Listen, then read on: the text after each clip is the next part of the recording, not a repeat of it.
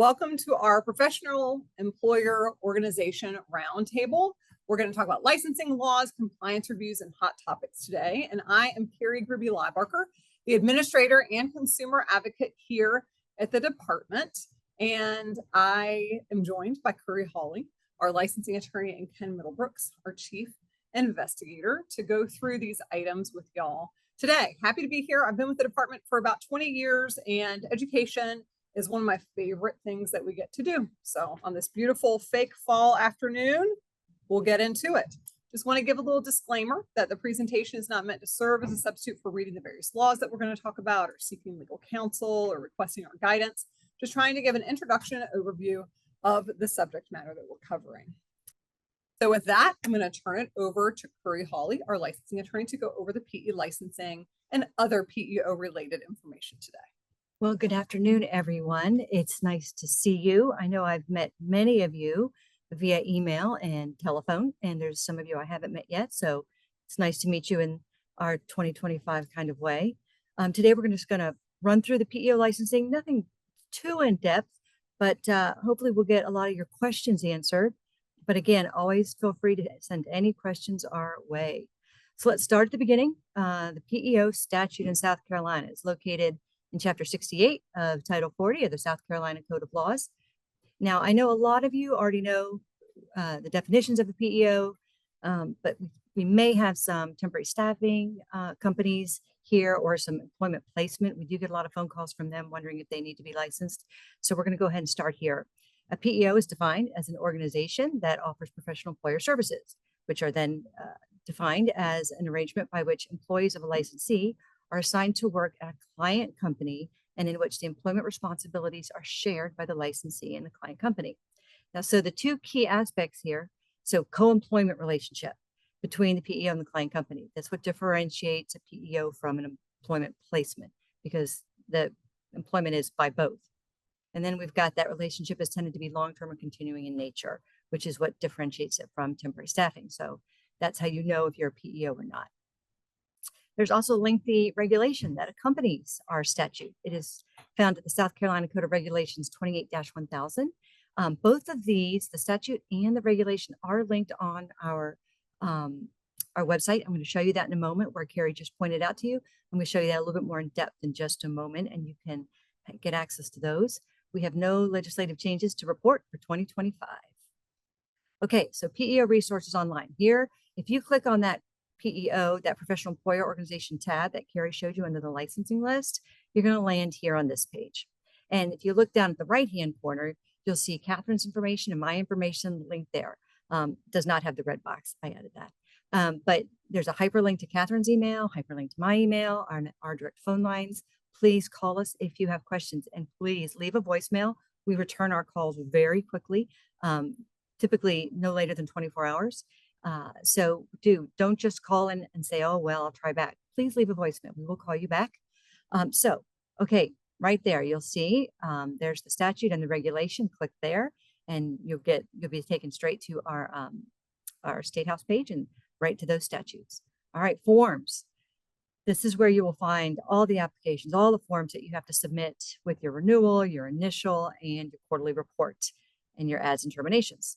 So if you click on that link, you're going to come up to this page, and you'll see, if I can make my mouse work a little, you'll see PEO 1 through 4. Those are the initial and renewal applications and the controlling person application. Those can all be done online, and we would greatly appreciate if you did them online. We do still accept paper, but you will earn our affection if you submit them online. And then you'll see next, you'll see PEO 5, and there's two continuing education compliance forms. You'll see 2023 to 2024 and 2024 to 2025. You have to report 8 hours of continuing education per year. That's why there's 2 forms. Now, once this renewal cycle is over on September 30th of 2025, we'll update those to have the next 2 years. And then you'll see PEO 7, that's the client companies list. You submit that with your initial, if there are any, sometimes there are, with your renewal and with your adds and terms. Now, if you have, the statute does allow that if you have your own internal client company list with all of the information that we request, on our PEO 7, then you can submit that in lieu of PEO 7. Then you've got PEO 8 and 9, 10, 11, 12, and 16 are documents that you're going to submit with your renewals and your initials. The PEO 13 quarterly report form is there. You still need that, even though I'm going to explain to you how that's now online. All right, so let's look a little bit more PEO licensing. South Carolina, we have a single and group licenses. A group license has up to 5 companies. Consolidated financials. Sometimes if your financials are audited and consolidated, and you don't have your own audited balance sheets for the individual PEOs, you may have to file a group license with the parent. Or you may be able to submit a bond to satisfy the $52,000 net worth requirement. Reach out to me and we'll discuss what is needed in that situation. We have what some states call a non-resident license. Our statute calls it a restricted license for single or group licenses. And so there's a few qualifications. So you're allowed to have up to 40 employees. Now, that is combined. So if you have a restricted group, that's 40 for the whole group, not for each individual member of the group. Within 30 days, if you go over 40 employees, you have 30 days to file an initial full license or file an initial application for a full license. After that, there's going to be an administrative fine. So go ahead and get that in quickly. Don't worry about collecting all of your attachments before you submit. Just contact us and submit it, and then we'll help you assemble all the rest of the documents for the application. So the benefits of a restricted, if you qualify, are there is no CPE for controlling persons, and there's no experience requirement for controlling persons. But the qualifications are the PEO's resident state must have PEO licensing, and it has to offer a restricted license similar to ours. And you have to provide that in the PEO 4 application, which is 4 and 4A for the renewal and the initial.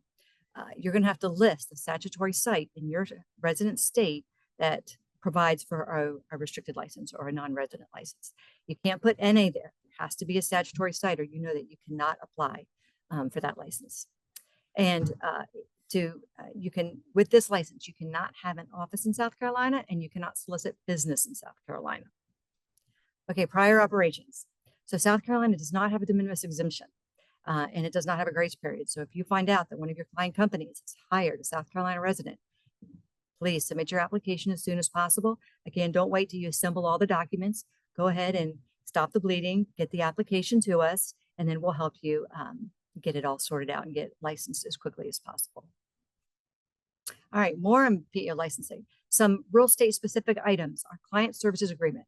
So in our statute, don't worry about having to write down everything you see right there. That's a lot of information, but because we're going to get you those slides, and it's also in the statute where I just showed you the links on our homepage, you can link to this. So in this subsection of our statute, this is all the information that has to be in your CSA. You can't skip any of this.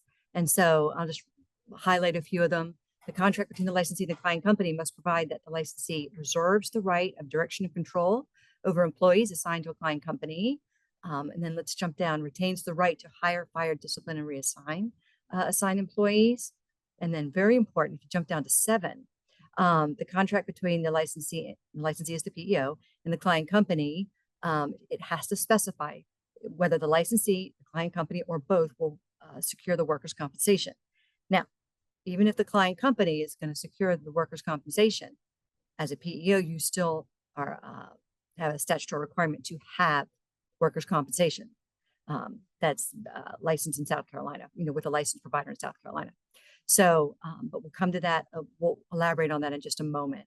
Now, it says reserves the right and retains the right. It doesn't mean you have to exercise the right of direction and control and the right to hire, fire, discipline, and reassign, but you have to retain it. And that has to be in your CSA. You are welcome to add a state addendum.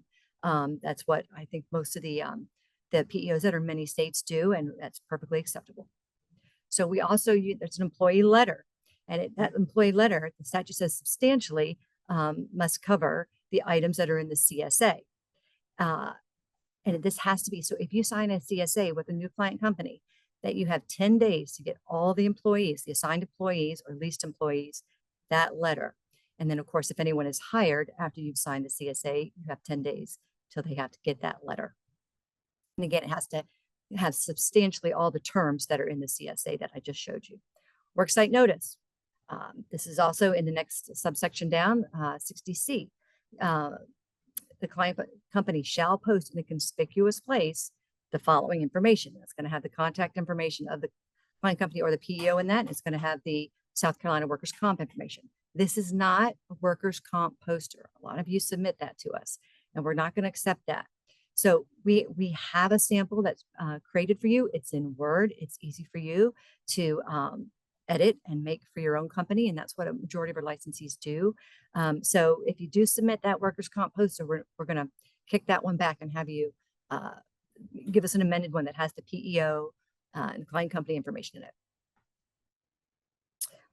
And also those documents, the employee letter, worksite notice, CSA, you're going to submit that with your initial, but you're also going to submit it with every renewal. Okay, so let's talk about health insurance. This has caused a bit of some struggles with some of our licensees.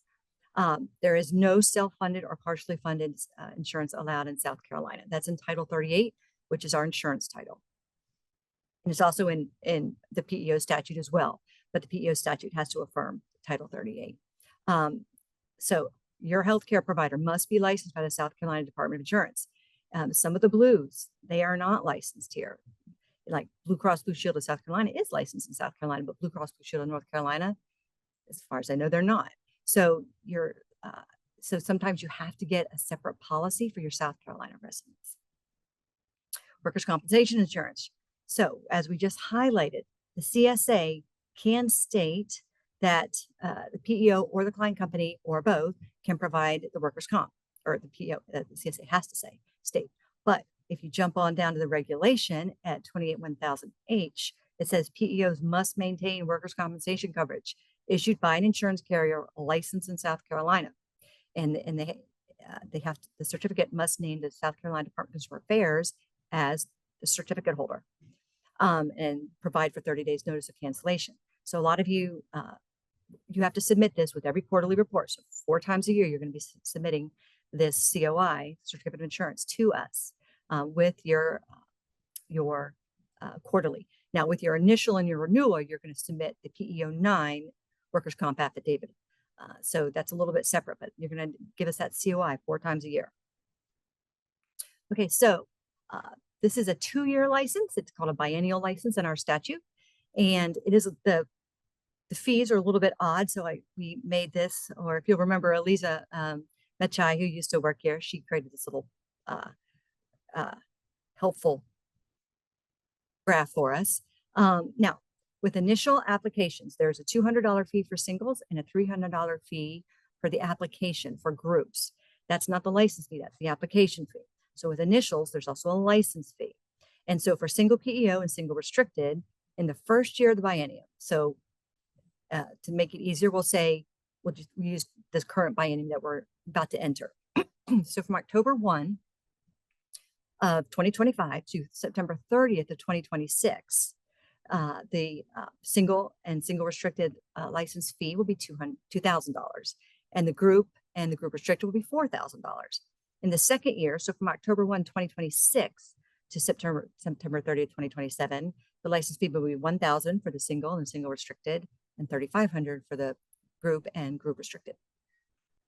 Now, to complicate matters a little bit more, for initials that are filed during the renewal window, and you have the option, you can pay the reduced and then renew within a month, or you can pay the full and you will be renewed through that term. So if you submit an initial today, September 11th, 2025, you can pay the full $2,000 or $4,000 and be licensed through September 30th, 2027. Now, renewal fees don't change. They are $1,500 for single and $33,000 for group. Licensees renew in odd number years, which you guys probably all figured that out by now because we're in odd year and it's a renewal year. We'll get to what happens. We have some additional requirements. So continuing professional education. Okay, at least one controlling person per non-restricted license must complete the CPE requirement. It's 8 hours per year and it's due on September 30th of each year. So, if with a renewal, you're going to have to show proof of 16 hours. Now, thankfully, most of you sent us your proof last year on September 30th for the first year, the biennium. And so then you only have to show us 8 for the renewals, but it's got to be 16 total in the previous 2 years. You've got to show us. Now, for courses that are not from the department or from NAPEO, you have to get prior approval from us. You have to email us the schedule and something about the course provider, the link to the course provider, and the description of the class. And then we will approve it or not approve it. And we're going to approve it. It has to be obviously related to PEO matters, workers' comp, payroll taxes, insurance, HR. So, if it's in line with that, we're probably going to approve it. If you can show proof that you attended it, you're going to have to get a certificate. So it has to be trackable at the same time. And you're going to use PEO 5 again and attach the proof of attendance to the PEO 5. For NAPEO events and courses, just email NAPEO. They will send you a letter stating how many hours you've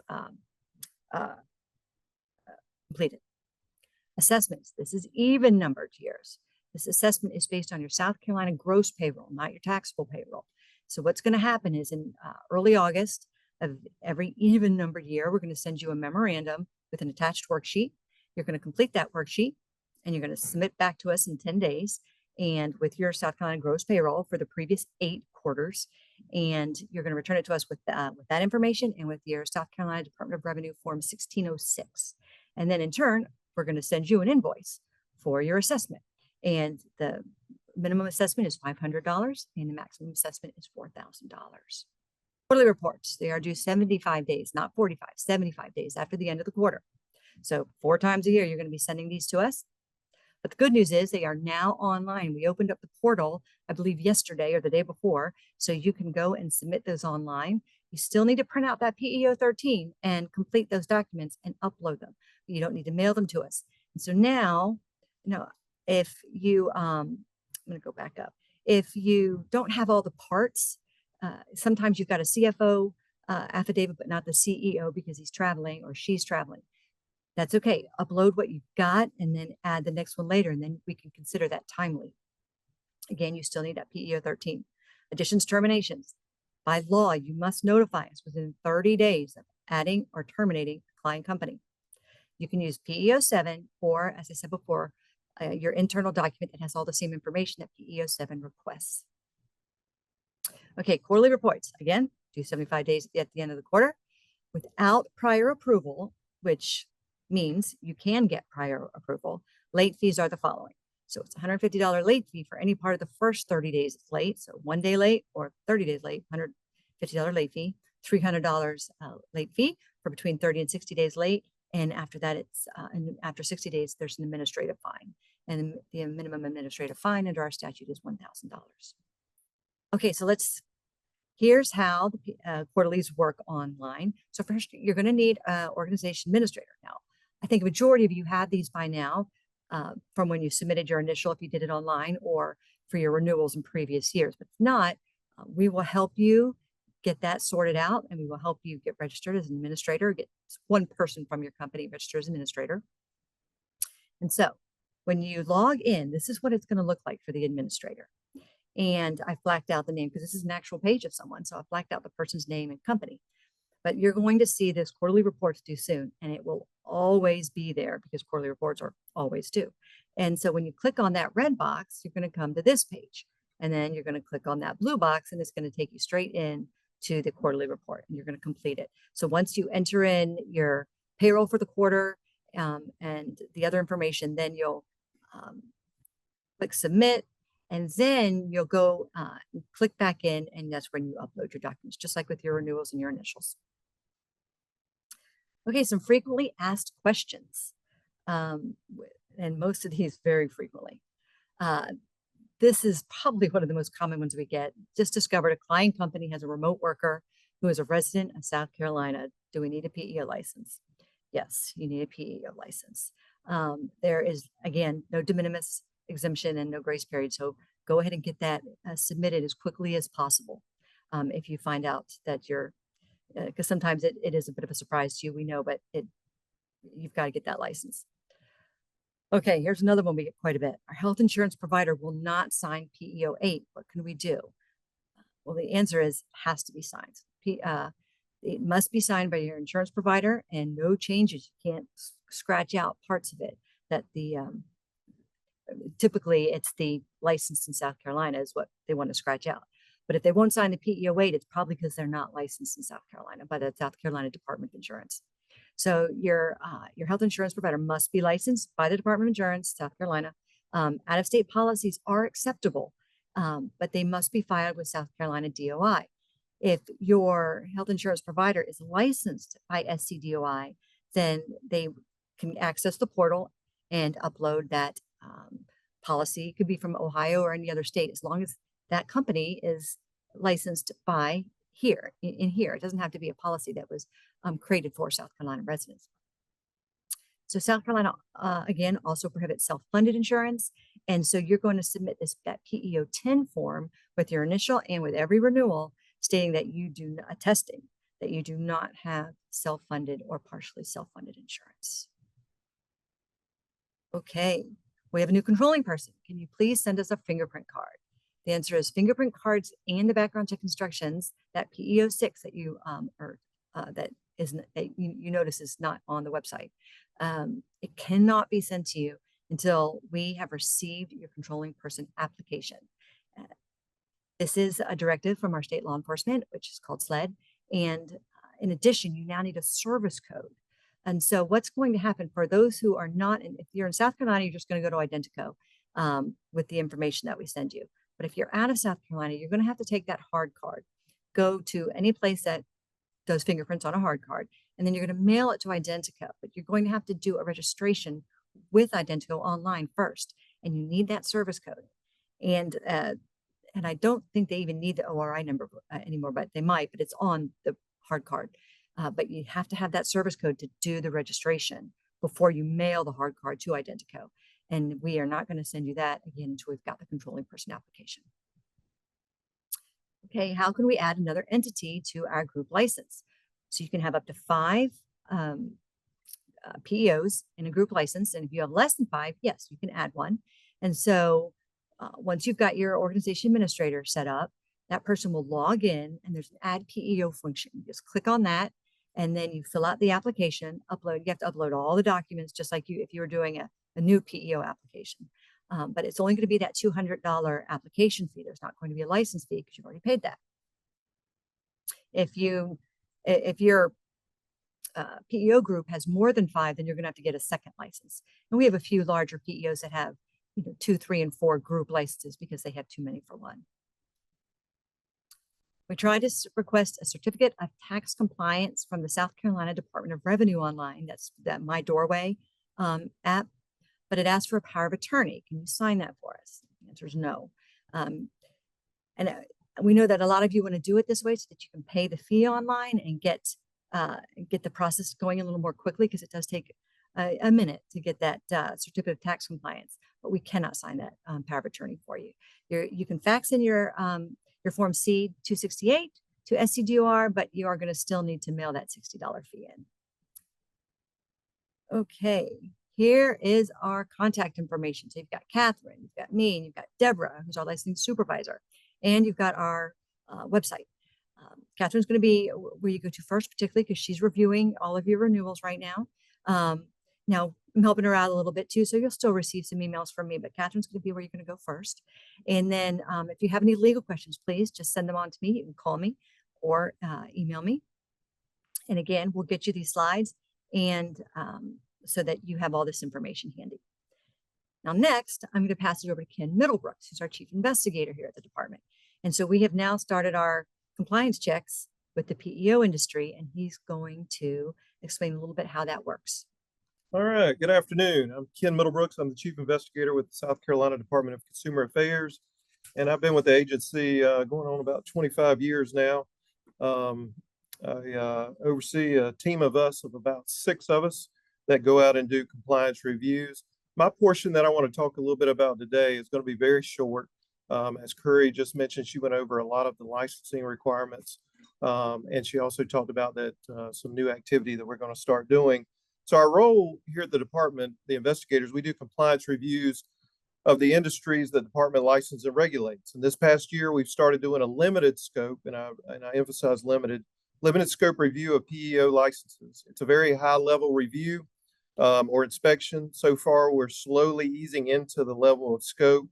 And so what I want to do now is give you kind of a general overview of investigator activity. So the department recently began conducting reviews of PEO licensees. In state, we have 9 locations. Out of state, we have 150 plus locations. Currently, the limited scope compliance reviews are being conducted both on-site and virtually. Initially, the reviews will be very limited in scope to get the industry acquainted with the process. And that's why I keep emphasizing that. We want to slowly ease into this and to get you acquainted with what processes we are doing. And then more in-depth reviews will be conducted in the future for PEOs. Last year, we reviewed less than 10% of the industry. So that number will increase, but that's where we stand right now. Plan to increase reviews this year. So during compliance review process, for in-state licensees, investigators may show up to your business location, announced or unannounced, for a compliance review. For out-of-state licensees, the review process will be virtual. Obviously, the department, we call that virtual. The department will may contact you through correspondence, email, US mail, phone call, Zoom meetings, etc. And then the actual first thing we will do is we'll do an information request to the actual, we call it IR request to the business. And during the review process, on-site or virtual, the investigator may ask for any of the following or all of the following. And all of these have been mentioned by Curry, so it helps with our verification process. And so these forms have already been discussed by her, but I'll tell you what, and we're given disclosure of what we would ask for in the IR. A client services agreement, worksite notice, employee letter, client companies list, client company additions and terminations, and verification of licensees. So you might want to check and see if you've been doing this as far as your client company additions and terminations. And Curry gave you a time frame of when those need to be submitted to the department. So what we'll do is we would send that IR request to the company. We would ask for those. You would send those in. You almost would be thinking, well, doesn't the department have that on file? Well, guess what? That's the purpose. We're trying to see what you submit to us and what's been submitted in licensing. And then that would be the initial process. So the general compliance requirements, some of the things that we're checking, license properly posted in conspicuous location, and we would ask for verification of that, whether we're doing it on site or through a virtual out-of-state licensee. The business can only operate under the name specified on the license, so we would verify that. And as Curry mentioned, licenses are not transferable. The terms of the services between the licensee and the client company must be in writing. And other general compliance requirements, the verification of information provided during the licensure and renewal. So as I talked about before in our request, we asked for different things. Well, one example is the CSA provided to the department the one being used with the client companies? So another way to verify that, not just having you submit those as a general, here's our forms we use. Part of our verification process is we're going to take your actual client list and we're going to randomly pull a few files. And part of that verification process is to select a random sample of the client company files to examine and determine compliance. So those types of things are going to be used as far as in our experience when we've started out and we've started in a limited scope. We go out and we disclose to the company what we're going to be doing in that limited scope. We tell what we're going to ask for. And then main thing we're looking for is we're trying to verify specifically starting out what's being submitted, is it being submitted on time, and what's being used by the company through the files we select. So in summary, anticipate a random routine compliance review. You can anticipate that. I gave kind of the metric numbers of where we've been so far this year and where we're headed. Make sure the forms you submitted to the department are the forms you're using with the client companies. And then initially reviews will be limited in scope with information requested and a sample for verification. So that's the general overview. Short and sweet, not too painful, but that's where we started. And then obviously we will move more into a more in-depth compliance review as we move more into this process. So I wanted to just come today and kind of give you a general understanding so that you're not blindsided, but we will actually just continue to do and reach out to one of the PEO licensees. So now I'm going to turn the information over to Carrie, and she will go to now round robin. All right, so just some information for y'all. I really want to focus in the time that we have left to spend together in the portion where we're doing all the talking before we move on to the answering of your questions is privacy. And so here at the department, we are the agency that is responsible for administering and enforcing the state privacy laws. It's the Financial Identity Fraud and Identity Theft Protection Statute. And we do quarterly presentations on state and federal privacy laws, as well as on the federal privacy rule. We do some on business scams too, and we're actually doing some additional ones for business in relation to privacy laws that are coming up in October that I'm going to tell you all about as well. So just wanted to kind of do a primer in hopes that you would attend, if you haven't done so already, one of these presentations that we have coming up. And then we have some free tools available to you as well I want to make you aware of. So first up is records disposal. Under state law, if you're disposing of a record that contains personal identifying information of an individual, then you're supposed to modify it by shredding it, erasing it, or by other means. I think in federal law, it talks about pulverizing the item to get rid of that personal identifying information. But you're just trying to make sure that that information is unreadable and undecipherable. You know, we hear about dumpster diving and, you know, folks going along behind businesses and digging through trash cans for personal information. You may not hear of it, but Ken can attest to it, that he and his investigators have been in dumpsters trying to dig out that information and protect it before it falls into the wrong hands. So just trying to make sure that people's information is being protected. And this does not differentiate between customers of your organization and employees of your organization. It covers any kind of personal identifying information from any person. You can hire a third party to assist you with compliance with the records disposal provisions, but we just encourage you to perform due diligence to make sure that you get verification that the company can in fact do what the law says, and then get a certificate of destruction saying that the records have been disposed of according to the law's requirements. There are a few exemptions in this particular statute for banks or financial institutions that are subject to and in compliance with the Gramm-Leach-Bliley Act, health insurers that are subject to and in compliance with HIPAA, and then the consumer credit reporting agencies that are subject to and compliant with the Fair Credit Reporting Act. But those laws have stricter standards than our state law does. So if you're not complying with our statute, you're more than likely not complying with these federal laws either. We also have provisions at the state level regarding businesses and security breaches. So there's a statute under Title 39 that talks about the breach of security of business data. There's notification requirements. There are penalties for not notifying consumers. We have similar exceptions that we saw under the records disposal provision for security breaches. And then our office gets notice as well in certain circumstances. So notice to affected residents of South Carolina is required when a security breach occurs. Again, it doesn't matter if that resident was a customer of yours or if it's an employee of yours, you have to notify them of that breach.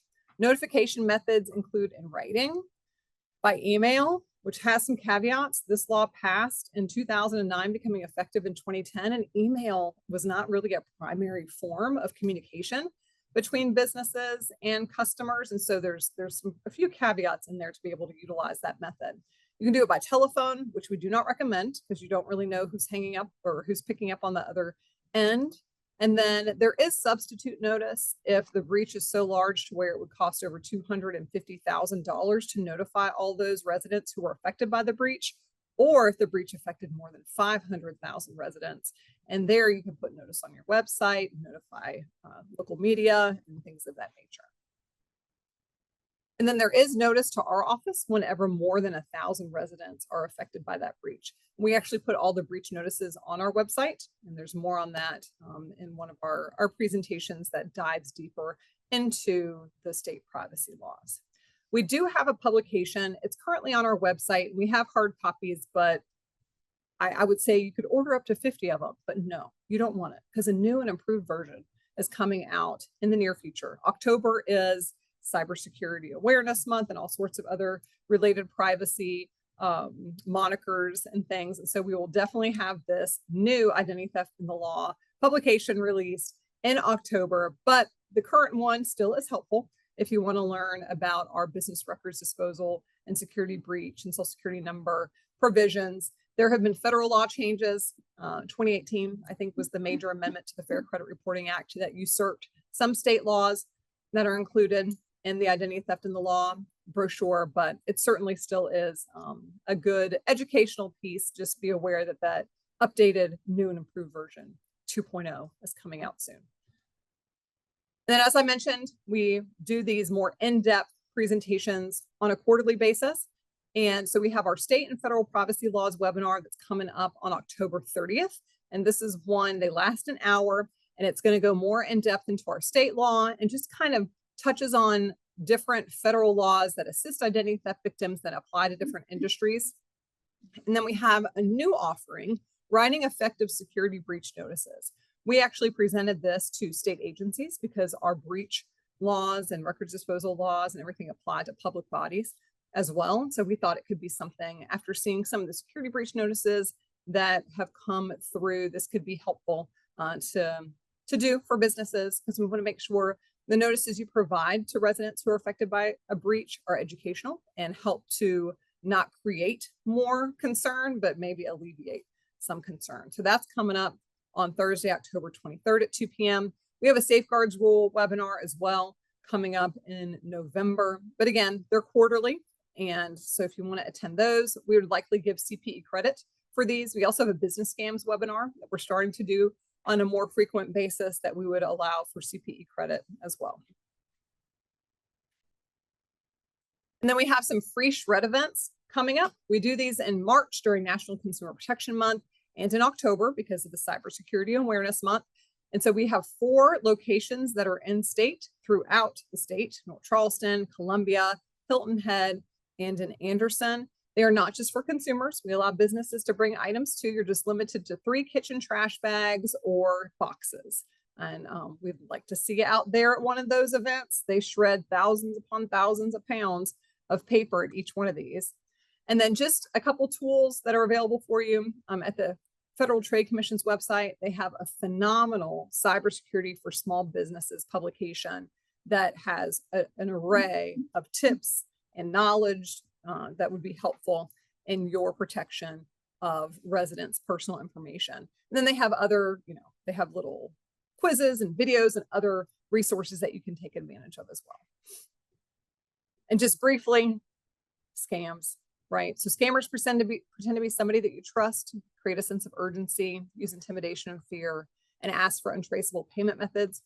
On the business side of things, we have certainly seen in the area of contractors to where a business will receive a call from somebody or an email from somebody claiming to be a contractor or a vendor of that business and asking for money to be wired to a different account for a particular service or product, and people fall victim to that. We've also seen impersonation of CEOs or HR personnel where personal information of employees is being requested, and that's been sent out. So we just have a couple tips I want to make you aware of to kind of tease what our business scams webinar is about. Be wary of email requests for personal or financial or other sensitive information. Take time to verify that request in person or via the telephone. Walk down to somebody's office and verify it. Remember that email is not a safe way to send sensitive information. You don't want to transmit that unless it's secured. Establish a multi-person approval process for transactions above a certain amount and sensitive information requests, and train your staff on information security policies and how to spot the latest email scams. So I don't have a date for our next business scams webinar. I do think we have it available on our YouTube, which we can, when we send out the information of this presentation being available, we can let you know where that is as well. And then you can always go to our website on our calendar to see what's upcoming, and we'll send an email similar to what y'all got for this particular presentation too, whenever we get that one on the calendar as well.